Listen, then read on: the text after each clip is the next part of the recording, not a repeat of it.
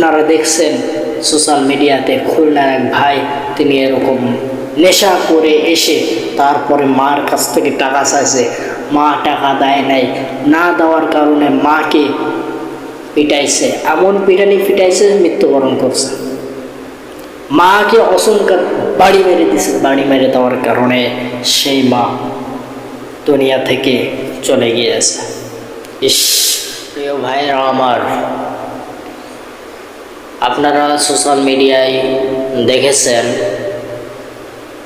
খুলনার এক ভাই, তিনি এরকম মাদকে আসক্ত,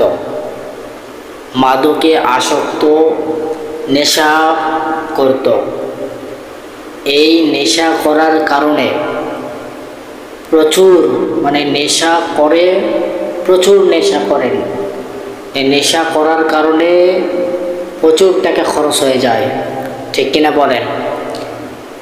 এই প্রচুর টাকা খরচ হওয়ার কারণে তার কাছে নেশা করার টাকাটা শেষ হয়ে গেছে। টাকাটা কি হয়েছে? শেষ হয়ে গিয়েছে।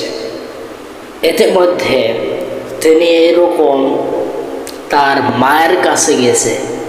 মায়ের কাছে যাওয়ার পরে মাকে বলছে, মা, আমার কিছু টাকা দরকার। মা বলছে, আমি কোনো টাকা পয়সা দিতে পারবো না।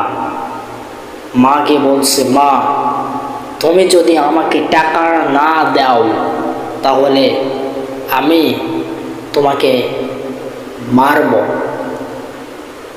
এইরকম রাগ নিয়ে বলছে, মা, টাকা আমাকে দিতেই হবে, না দিলে আজকে তোমার একদিন নয় আমার একদিন। দেখেন, যেই মা পেটে 10 মাস 10 দিন রাখলো, কষ্ট করলো, তারপর দুনিয়ার জমিনে তাকে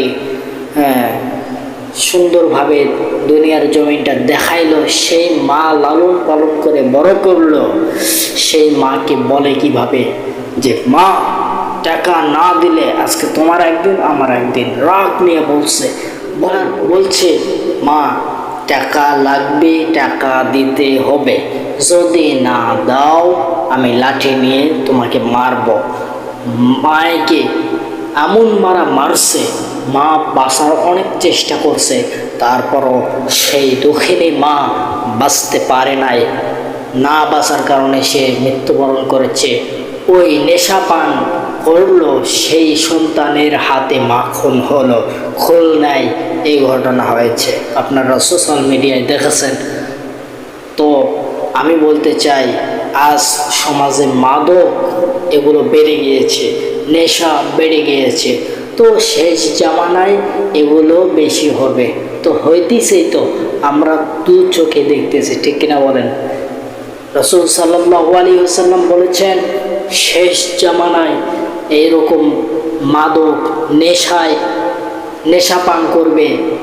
অনেক যুবক মাতাল হয়ে এইরকম নেশা পান করবে, মাও কেউ তারা ছাড় দেয় নাই। দেখতে পাইছেন, আপনারা দেখছেন সোশ্যাল মিডিয়াতে খুলনার এক ভাই, তিনি এরকম নেশা করে এসে তারপরে মার কাছ থেকে টাকা চাইছে, মা টাকা দেয় নাই, না দেওয়ার কারণে মাকে পিটাইছে, এমন পিটানি পিটাইছে মৃত্যুবরণ করছে।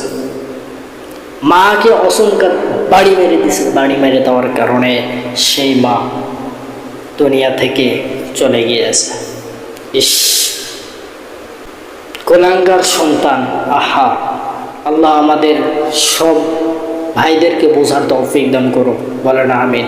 এবং মা বাবার খেদমত করার তৌফিক দান করুন, বলেন আমিন।